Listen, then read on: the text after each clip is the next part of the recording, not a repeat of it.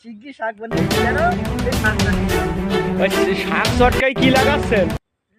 কি ওকে কিসের চারা ওটা বলেন তো একটু দেখি। ভাতের চারা মানে পেঁয়াজ? পেঁয়াজ। আচ্ছা আচ্ছা। আমরা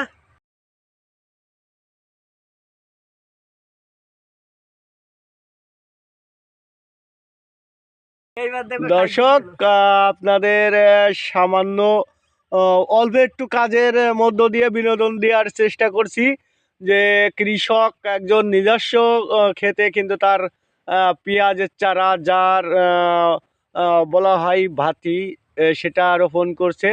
আর সেটা রোপণ থেকেই আপনাদেরকে দেখানো হচ্ছে। তো একই একই ক্ষেতে দেখেন আপনার সবজি আছে, শাক আছে, শাক লাল শাক এবং ভাই ভাতি। তো এই লাল শাকের নাম কি? কি এর কোনো কি আর কোনো নাম আছে? না না আর কোনো নাম না নেই। ঘি কাঞ্চন কি অন্য কোনো এরকম? ঘি কাঞ্চন আলাদা আছে।